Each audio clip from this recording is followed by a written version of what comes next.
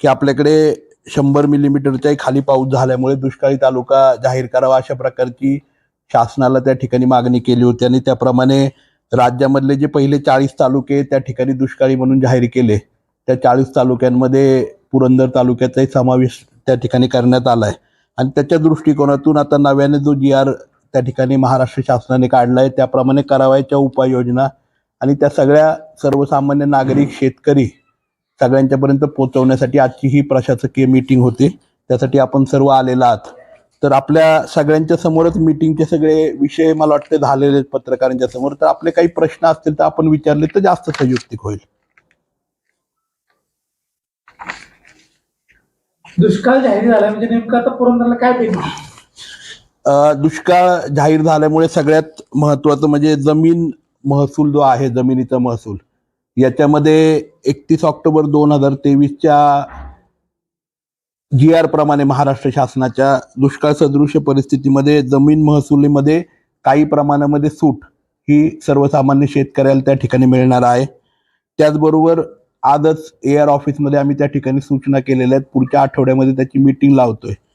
पिकाचं जे कर्ज आहे त्याचं पुनर्गठन म्हणजे ज्या शेतकऱ्यांची मागणी येईल की आमचं पीक कर्ज पुनर्गठन करावं, त्यांच्या पुनर्गठनाची प्रोसिजर त्या ठिकाणी सुरू करता येईल. दुष्काळ सदृश्य परिस्थिती असल्यामुळे शेतकऱ्याला जरी 0% व्याजदराचं बेनिफिट देत असलो तरी काही शेतकरी हे त्या ठिकाणी कर्ज त्यांचं भरू शकणार नाहीत. त्यामुळे शेतीच्या पुनर्गठनाच्या बाबतीमध्ये ती सूचना सहकार खात्याला करण्यात आलेली. त्यामुळे पीक कर्जाचं पुनर्गठन, पीक कर्जाचं हे त्या ठिकाणी होणार आहे. त्याचप्रमाणे जी शेतीशी निगडीत कर्ज आहेत, म्हणजे शेतीशी निगडीत जी काही कर्ज आहेत त्याच्या वसुलीला स्थगितीच्या बाबतीमध्ये मीटिंग घेण्यासंदर्भात ARला सांगितले की ते शेतीशी निगडीत कर्ज त्या ठिकाणी आहेत त्या कर्जांच्या बाबतीमध्ये ती स्थगिती कशा प्रकारे देता येईल आणि त्यामध्ये शेतकऱ्याला जास्तचं भार पडू नये, शेतकऱ्याला फॉलोअप त्या ठिकाणी होऊ नये, कारण दुष्काळ सदृश्य परिस्थिती, उत्पन्नाचं साधन त्याच्याकडे कुठलंही नाही. त्यामुळे ती एक वसुली स्थगितीच्या संदर्भामध्ये एक सूचना महाराष्ट्र शासनाच्या GR मध्ये आहे, त्याप्रमाणे AR ऑफिसला ती केलेली आहे.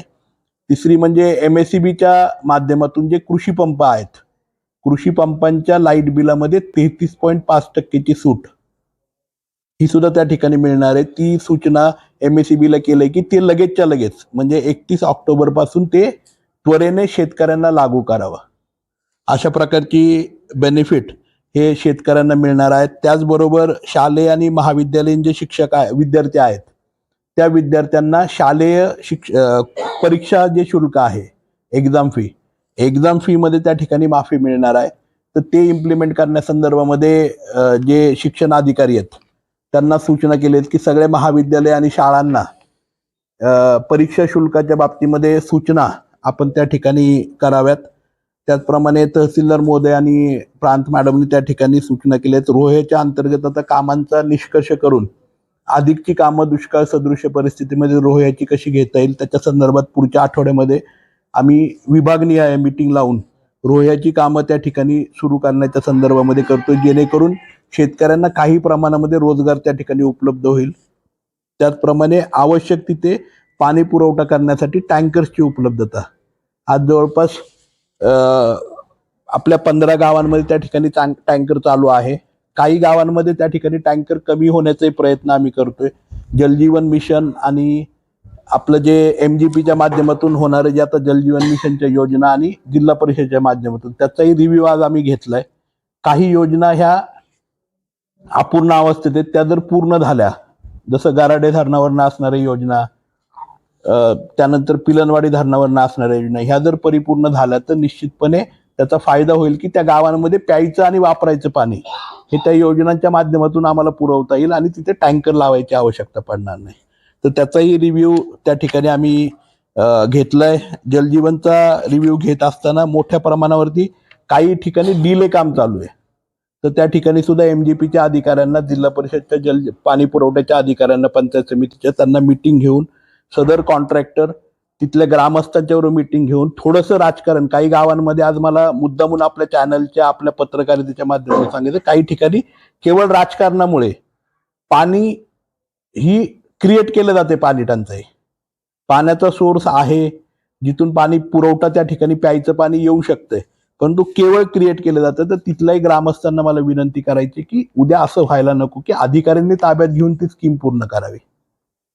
ती पाण्याची जर स्कीम पूर्ण झाल्या म्हणजे आपल्या तालुक्यामध्ये जवळपास 450 कोटी रुपये हे जलजीवन मिशनसाठी मंजूर आहेत आणि पिण्याच्या पाण्याच्या योजना सासवड जेजुरी सोडून सर्व गावांच्या मंजूर आहेत त्या ठिकाणी. ह्या जर 100% इम्प्लिमेंट झाल्या तर नाझरं सोडलं आणि घोरवडी सोडलं तर सगळ्या गावांना पिण्याचं पाणी उपलब्ध होणार आहे.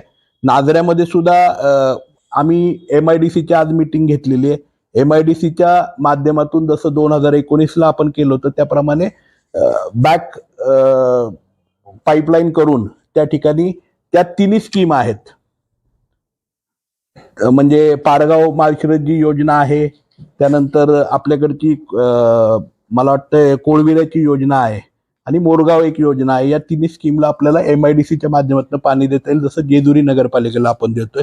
तर त्याची सूचना आज त्या ठिकाणी केली, जेणेकरून आमचा प्रयत्न असा आहे की आजच्या काळामध्ये त्या ठिकाणी प्यायचं पाणी आणि वापरायचं पाणी, जनावरांच्यासाठी पाणी हे प्रत्येक ठिकाणी उपलब्ध व्हावं. खूप कमी ठिकाणी आम्हाला जितके टँकर्स कमीत कमी ठिकाणी नेता येईल तेवढ्या कमीत कमी ठिकाणी टँकर न्यायचा प्रयत्न आहे. ह्याच्याबरोबर पुरंदर उपसाची सुद्धा मीटिंग त्या ठिकाणी घेतली. पुरंदर उपसाचे अधिकारी होते, आपल्याला सगळ्यांना कल्पना आहेत.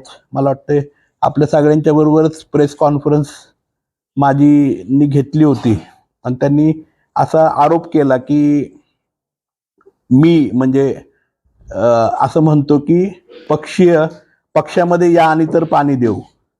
खरं म्हणजे ते म्हणायची सवय त्यांना आहे आणि मला प्रत्यक्षदर्शी म्हणायची की सगळा तालुकाच माझ्या बरोबर आहे, त्यामुळे कुणी माझ्याकडे यावं ह्याची मला आवश्यकताच नाही, प्रत्येकाकडे जायची मला सवय आहे.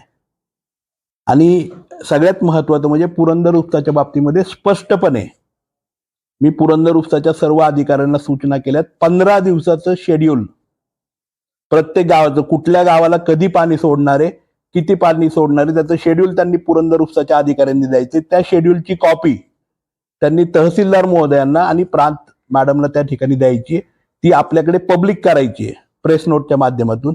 आणि जे एखाद्या दिवशी आज आपल्याला माहिती आहे त्या महोदयांनी तारेही तोडले आखल्याचे की पाण्याचा कचरा अडकतोय आणि कचऱ्यासाठी मंजूर आम्हीच केलं, काम आम्हीच करतोय, फक्त आखलेवरचे ताडे तोडण्यासाठी त्या ठिकाणी येत आहेत.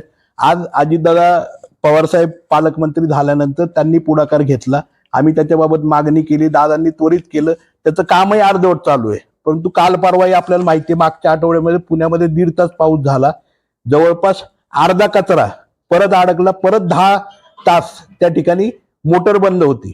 हे फक्त फुशारकी करायला जातात. आज त्यांच्या काळामध्ये म्हणजे पाटबंधारे मंत्री असताना त्यांना स्कीम परिपूर्ण करता आली नाही, मोटर बंद करता आल्या नाहीत. योजना आज आम्ही त्या ठिकाणी अटल भूजल योजनेच्या माध्यमातून सगळीकडचे पाईपलाईन्स मंजूर केले, पाईपलाईन्स मंजूर करून त्या इम्प्लिमेंट करतोय आणि केवळ पुढाकार घ्यायचा. आज मला साधा प्रश्न त्यांना विचारायचे की आपण पाटबंधारे मंत्री असताना झोपला होतात का?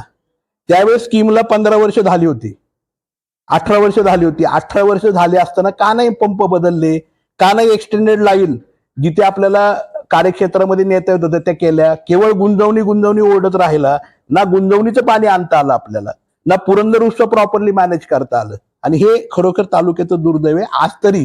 आज दुष्काळी परिस्थिती आहे, लोक दिवाळीमधून जस्ट बाहेर पडली आहेत. आज अनेक ठिकाणी चाऱ्याचा टंचाई मोठ्या प्रमाणावरती आहे, प्यायच्या पाण्याची टंचाई आहे, जनावरांच्या पिण्याच्या पाण्याची टंचाई आहे. अशा काळामध्ये राजकारण सर्व मंडळींनी बंद केलं पाहिजे आणि प्रत्येकाने पुढाकार घेऊन त्या ठिकाणी मला वाटतंय तालुक्यामध्ये काम केलं पाहिजे आणि ही काळाची गरज आहे. आज पदाधिकारी तुमच्या शेजारी बसलेत, कॉन्ट्रॅक्टर तुमच्या बरोबर बसलेत मांडीला मांडी घालून आणि तुम्ही कॉन्ट्रॅक्टर बद्दल बोलताय. ह्याच्या एवढं दुर्दैव कुठलंच नाहीये. आणि मला जाहीरपणे या ठिकाणी त्यांना सांगायचं की पुरंदर उपसाच्या बाबतीमध्ये मला जास्त त्यांच्यावरती बोलायचं नाहीये, कारण बोलण्यापलीकडे ते काहीच करू शकत नाही आणि काही केलेलं पण नाहीये. त्यामुळे पुरंदर उपसाच्या बाबतीमध्ये पारदर्शकता आम्ही 100% ठेवलेली आहे. पुरंदर उपसामध्ये 15 दिवसाचं शेड्यूल लोकांच्या पर्यंत पोहोचवलं जाईल. ते तहसीलदार ऑफिसच्या माध्यमातून, प्रांत मॅडमच्या माध्यमातून आपल्यापर्यंत येईल. प्रेस नोटच्या माध्यमातून पुरंदर उपसाच्या अधिकाऱ्यांनाही सूचना केल्यात की त्या पब्लिक करा. आणि ज्या दिवशी मोटरच्या प्रॉब्लेममुळे जर पाणी बंद राहिलं तर ते गाव एक दिवस एक्सटेंडेड जाईल पुढे. अशा प्रकारे त्याचं नियोजन होईल आज हे करत असताना जानाई शिरसाईच्या बाबतीमध्ये सुद्धा 25 तारखेला जानाई शिरसाईच्या बाबतीमध्ये आवर्तन सुरू होणार आहे उजव्या कालव्याचं खडकवासल्याच्या. तर 25 तारखेला झाल्यानंतर रिसे पिसे राजुरी पांडेश्वर या ठिकाणी जवळपास 60 तलाव त्या कार्यक्षेत्रामध्ये येतात आणि मागच्या 1-1.5 महिन्यापूर्वी आपण त्या ठिकाणी 9 तलाव त्याच्यातले आपण भरून घेतले होते. राहिलेले जे सगळे तलाव आहेत ते आपण आता पहिल्या टप्प्यामध्ये भरून घेतोय. साधारणतः 10 तारखेपर्यंत हे तलाव सगळे भरले जातील. टंचाईच्या बाबतीमध्ये सुद्धा रिसे पिसे राजुरी त्याचप्रमाणे पांडेश्वर नायगाव ह्या परिसरातले तलाव आहेत आणि त्याच्यातले काही तलाव हे आम्ही आयडेंटिफाय करतोय. जसे नायगावचा शेंडगे वस्तीचा तलाव आहे, त्याचप्रमाणे मसोबा तलाव आहे, मुंजाबाचा तलाव आहे, मगरपट्टा चांदगुडे तलाव आहे, त्याचप्रमाणे भगत वस्तीचा तलाव आहे राजुरी मधला. असे मोठे तलाव जे आहेत की ज्या ठिकाणी साठा मोठ्या प्रमाणावरती करू शकतो ते तलाव सुद्धा आम्ही टंचाईमधून भरून घेतोय, जिथून पूर्व भागातल्या काही गावांना टँकरद्वारे त्या ठिकाणी पाणी करता येईल. अशा प्रकारची नियोजन जानाई शिरसाई योजनेच्या माध्यमातून आपण करतो, जेणेकरून जी दुष्काळी परिस्थितीची तीव्रता आहे ती थोडीशी कमी करण्यासाठी आपल्याला मदत होईल. पंचायत समितीच्या अधिकाऱ्यांना सुद्धा त्या ठिकाणी विंधन विहिरी ज्या आहेत किंवा बोरवेल नव्याने घेण्याच्या संदर्भात, काही विहिरी त्या विहिरींच्या कामाच्या संदर्भात आणि वनराईचे बंधारे असतील, इतर जी दुष्काळाची कामं आहेत ती घेण्याच्या संदर्भामध्ये सूचना केल्या. त्याचाही आराखडा पंचायत समितीच्या माध्यमातून होतोय. तालुका कृषी अधिकाऱ्यांचा रिव्ह्यू आम्ही त्या ठिकाणी घेतलाय. कृषी अधिकाऱ्यांना आज आपण तालुक्यामध्ये जवळपास 10,000 हेक्टरपर्यंत चाऱ्याचं पीक दिलेलं आहे. परंतु आम्ही कृषी अधिकाऱ्यांना आणि कृषी खात्याला स्पष्टपणे सूचना केल्यात, पुरंदर उपसाचं क्षेत्र आपल्याकडे उपलब्ध आहे. त्याचप्रमाणे संगम डॅम असेल, माहूर डॅम असेल आणि वीरच्या परिसरामध्ये म्हणजे वीर पासून लपतळवाडी, जेऊर, मांडकी जो बागायत पट्टा आहे तालुक्यातला, त्या ठिकाणी काही शेतकऱ्यांना त्या ठिकाणी प्रमोट करून कॉन्ट्रॅक्ट फार्मिंगच्या धर्तीवरती पुरंदर तालुक्यामध्ये स्वतःचा चारा आपण उपलब्ध करूयात, जो कृषी खात्याच्या माध्यमातून त्याचं मॉनिटरिंग होईल. चारा आम्ही शेतकऱ्याला बी बियाणं उपलब्ध करतोय, शेतकऱ्याला पाणी उपलब्ध करतोय टंचाईच्या भागामध्ये म्हणजे पुरंदर उपसा किंवा ह्याच्यातनं, आणि शेतकऱ्याचा पिकणारा चारा हा वेगवेगळ्या एनजीओच्या वेगवेगळ्या संस्थांच्या माध्यमातून खरेदी करून तो शेतकऱ्यांपर्यंत पोहोचवायचा, जेणेकरून ती टंचाई ही कृषी खातं, काही सामाजिक संस्था आणि महाराष्ट्र शासन यांच्या माध्यमातून त्याचं नियोजन करण्यासाठी आज कृषी खात्याला आम्ही त्या ठिकाणी सूचना केल्या. तालुका कृषी अधिकारी आणि पंचायत समितीचे कृषी अधिकारी एकत्रितपणे चारा डेपोचं आणि चाऱ्याचं पिकांचं नियोजन हे आम्हाला त्या ठिकाणी ते देणार आहेत. तर पुढच्या आठवड्यात त्याच्याबाबतचं आम्ही आपल्या समोर सांगू, परंतु आजच आपल्या पेपरच्या माध्यमातून याच्याबाबत आपण आव्हान शेतकऱ्यांना करावं की शेतकऱ्यांनी पुढे यावं, जेणेकरून आम्ही त्यांना चाऱ्याचं बियाणं उपलब्ध करून देऊ आणि त्यांचा पिकणारा चारा हा शासन त्या ठिकाणी एनजीओच्या माध्यमातून, शासनाच्या माध्यमातून खरेदी करेल आणि तो चारा शेतकऱ्यांना उपलब्ध करेल. त्याचबरोबर सासवड आणि जेजुरी नगरपालिका, आपल्याला कल्पना आहे सासवड नगरपालिकेला आज त्या ठिकाणी आपण वीरमधनं पाणी घेतो आहोत. गराड्यातनंही पाणी 10% पाणी आपल्याला गराड्यातनं उपलब्ध होत होतं, 90% वीरमधनं उपलब्ध होत होतं. आपण नगरपालिकेला सूचना केल्या की गराड्यातल्या पाण्याचा उपसा हा नगरपालिकेने कमी करावा किंवा गराड्यातनं येणारं जे पाणी आहे ते दिवे, सोनवरी आणि झेंडेवाडी या योजनेला तात्पुरत्या स्वरूपामध्ये, म्हणजे ती योजना जी आहे ती घोरवडीवरनं आहे, तर तात्पुरत्या स्वरूपामध्ये काही पार्टमध्ये त्या गावांना गराड्याचं पाणी हे सासवड नगरपालिकेच्या लाईनमधनं त्या ठिकाणी उपलब्ध करावं. तशा प्रकारच्या सूचना सासवड नगरपालिकेला केलेल्या आहेत. जेजुरी नगरपालिकेमध्ये सुद्धा आज केवळ डिसेंबर 15 पर्यंत पुरेल एवढंच नाझऱ्यामध्ये पाणी आहे. त्यामुळे MIDCचं पाणी, MIDCच्या अधिकाऱ्यांनाही सूचना केल्यात आणि MIDCचं पाणी उद्यापासून त्या ठिकाणी जेजुरी नगरपालिकेला सुरू करण्यासंदर्भात सूचना केल्यात. जवळपास 0.2 MCFT पाणी त्या ठिकाणी जेजुरी नगरपालिकेला MIDCच्या लाईनमधनं त्या ठिकाणी उपलब्ध होणार आहे. त्यामुळे काही प्रमाणामध्ये रिलीफ जेजुरी नगरपालिकेला मिळेल. त्याचबरोबर जेजुरी नगरपालिकेची स्कीम ही आम्ही नॅशनल हायवेला सांगितलंय, त्यामुळे ती पूर्ण होईल ती स्कीम. ती पूर्ण झाली स्कीम तर मला वाटतंय पुढच्या महिन्यामध्ये तेही पाणी जेजुरी नगरपालिकेला उपलब्ध होईल. आदरणीय तहसीलदार महोदयांनी पुढाकार घेऊन त्या ठिकाणी जेजुरी CO तहसीलदार महोदयांनी एकत्रितपणे मीटिंग करून MSEBची हप्ते त्यांची जी थकबाकी होती जेजुरी नगरपालिकेची ती बांधून दिलेले आहेत. त्यामुळे जेजुरी सासवडच्या बाबतीमध्ये पाण्याचं थोडंसं रिलीफ मिळेल. परंतु मला आपल्या माध्यमातून महाराष्ट्र शासनाला सांगायचं की जागरूकतेने आज मोठ्या प्रमाणावरती यात्रेकरू जेजुरीमध्ये येत आहेत. काल सुद्धा जवळपास 2 लाख लोक जेजुरीमध्ये होते. मागच्या सोमवारी सोमवती अमावस्या होती, त्यावेळेसही 5 लाखांपेक्षा जास्त यात्रेकरू जेजुरीमध्ये होते. मोठ्या प्रमाणावरती लोड हा प्रशासनावरती आणि जेजुरीवरती होतोय. आपण त्या ठिकाणी निधी उपलब्ध करावा. सासवड आणि जेजुरीला अमृत 2 किंवा नगर विकास मधनं आम्ही दोन्हीकडे वीरमधनं स्कीमसाठी मागणी करतोय आणि गेले 1.5 वर्ष झालं त्याच्यासाठी फॉलोअप आमचं चालू आहे. जसं जलजीवन मिशन मधनं हे झाले तशी जेजुरी सासवडसाठी व्हावं. ती जर स्कीम झाली तर जेजुरी बरोबर जेजुरी आणि सासवड नगरपालिका आजूबाजूच्या 20 गावांना पाणी पुरवठा अधिकचा उपलब्ध करू शकणार आहे. तर तेही आम्ही फॉलोअप महाराष्ट्र शासनाचा त्या ठिकाणी घेतोय आणि मला अपेक्षा आहे की आता टंचाईमध्ये शासन त्या दोन्ही स्कीम त्या ठिकाणी मंजूर करेल. त्याचबरोबर मी MGPचं आणि ह्याचं सांगितलं तर जलजीवनचं MSEBला त्या ठिकाणी प्रांत मॅडमनी त्या ठिकाणी सूचना केलेल्या आहेत की आता टंचाई सदृश्य परिस्थिती असल्यामुळे गराडे असेल, घोरवडी असेल, नाजरे असेल, पिलनवाडी असेल अशी जी धरणं आहेत की जिथून पाणी पुरवठ्याच्या योजना आहेत त्या ठिकाणची पाणी उपसा हा पूर्णपणे बंद करावा. तिथले लाईट कनेक्शन डिस्कंटिन्यू करावे अशा प्रकारची MSEBला सूचना केली. त्याचबरोबर मी मगाशी सांगितल्याप्रमाणे 33% जे शेती पंपांना आता दुष्काळी तालुका डिक्लेअर झाल्यामुळे 33.5% एवढा सूट कृषी पंपांना द्यावी अशी सूचना त्या ठिकाणी MSEBला केलेली आहे. पशुवैद्यकीय अधिकाऱ्यांना सुद्धा सूचना केली. तुम्ही ऐकलंच असेल, आज स्टाफ कमी आहे त्यामुळे 2019चा आकडा त्यांनी आमच्या समोर ठेवला. आम्ही त्यांना सांगितलं की नव्याने चालू म्हणजे आत्ताची पशुसंख्या त्या ठिकाणी करावी, कारण आता माणसंही आपल्याला माहित नाहीत तालुक्यात किती आहेत आणि पशुही माहित नाहीत तालुक्यात किती. अशी दुर्दैवी अवस्था आपल्या सगळ्या प्रशासनाची त्या ठिकाणी आहे, कारण जनगणना माणसांची पण झाली नाही आणि पशूंची पण झाली नाही. परंतु असोत, आज आपण सगळेजण वॉर फुटिंगवरती दुष्काळाशी लढणार आहोत. त्यामुळे त्या दृष्टिकोनातून ही सगळी उपाययोजना आजच्या मीटिंगमध्ये घेतली आणि मला असं वाटतंय की पुरंदरचं प्रशासन हे कार्यक्षमतेने आम्ही दुष्काळाला त्या ठिकाणी सामोरे जाऊ आणि चांगल्या प्रकारे लोकांच्या पर्यंत या टंचाईमध्ये सुद्धा पाणी, चारा या बाबतीमध्ये निश्चितपणे आम्ही आधार देण्याचं काम करू. एवढी ग्वाही आपल्या सर्व चॅनल्स, आपल्या सर्व पेपरच्या माध्यमातून सर्व पुरंदर तालुक्यातल्या शेतकरी बांधवांना, नागरिकांना देतो. आपले काही आता प्रश्न असतील तर ते विचारावेत. शेतकऱ्यांना सवलत देताना राष्ट्रीयकृत बँका पुढाकार घेतात, त्यासाठी काय करावं? निश्चितपणे आज जर तुम्ही बघितलं तर हा जो GR आहे हा महाराष्ट्र शासनाचा आहे.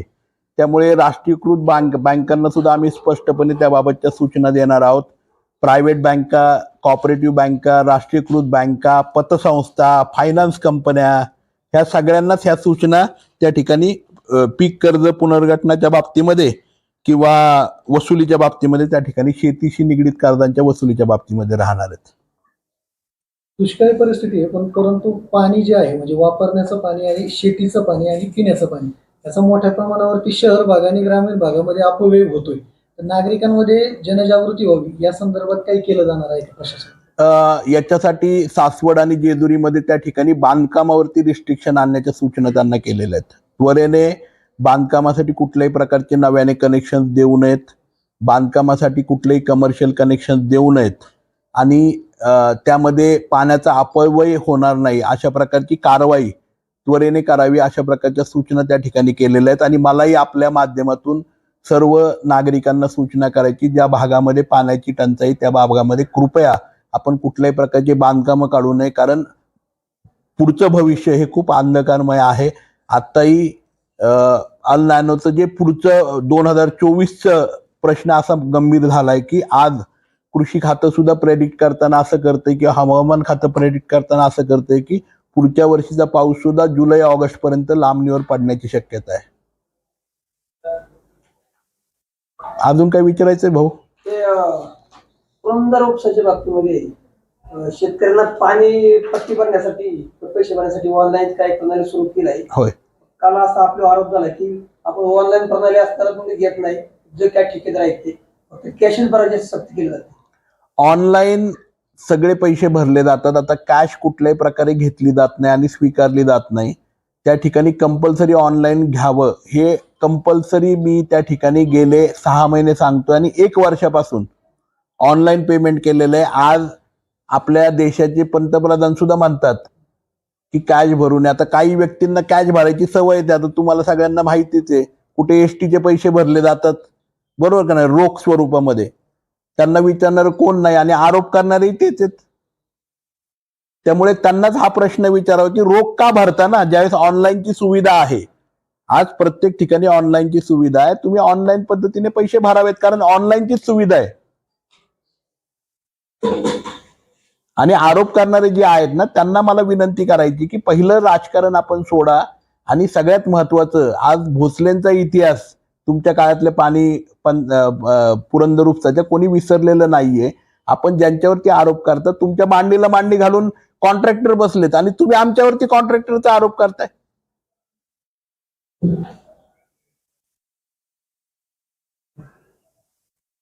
जाण्याप्रमाणे पुरंदर समोरून काही पंचायत तलाव बनणार आहेत का? तुम्ही सांगितलं की पंचायत बनणार. जानाई शिरसाईमध्ये सुद्धा आणि पुरंदर उपसामध्ये सुद्धा, पुरंदर उपसामध्ये काही गावांमध्ये पर्क्युलेशन मध्ये काही गावांच्या विहिरी ह्या भरतात. जसं वाघापूर आहेत, अनेक गावं आहेत की जिथे पर्क्युलेशनने पाणी उपलब्ध होतं. तर त्या गावांच्या विहिरींसाठी टंचाईमधून पुरंदर उपसा आणि जानाई शिरसाईमध्ये आपण तो प्रस्ताव आदरणीय पालकमंत्री अजितदादा पवार साहेबांना देतोय आणि मला खात्री आहे टंचाईमधून त्या सगळे तलाव त्या ठिकाणी जानाई शिरसाईमधून पण आणि पुरंदर उपसामधून पण भरले जातील. आणि ज्या भागामध्ये आम्ही चारा करणार आहोत शेतकऱ्यांच्यासाठी, त्या भागामध्ये सुद्धा चाऱ्यासाठी आम्ही पाणी उपलब्ध करणार आहोत, जेणेकरून तो चारा शेतकऱ्यांना आम्हाला चारा डेपोला उपलब्ध करता येईल, हिरवा चारा. निश्चित पाणी मोफत म्हणण्यापेक्षा सरकार पाणी देणार आहे, मोफत म्हणूच नका, सरकार पाणी देणार आहे, कारण त्याच्यावर हक्क सरकारचा राहणार आहे चाऱ्यावरती.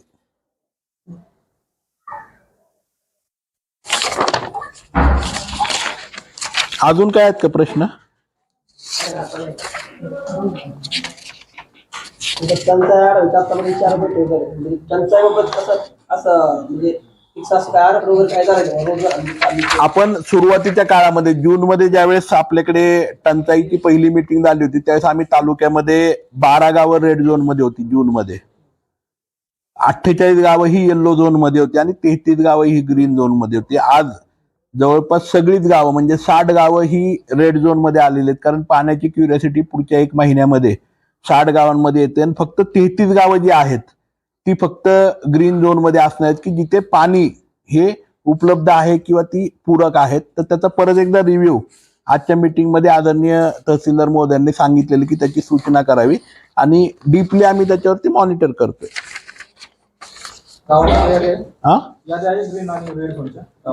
यादी आहे पण ती आता मी उपलब्ध करणं योग्य होणार नाही. संख्या मी सांगितली आपल्याला, मागे बातमी दिलेली होती ना, पण ती दिली होती जूनची दिली होती आपण. त्यावेळेस फक्त 12च रेड झोन मध्ये गाव होते, येल्लो मध्ये 48 आणि 33 गाव ही ग्रीन झोन मध्ये होते.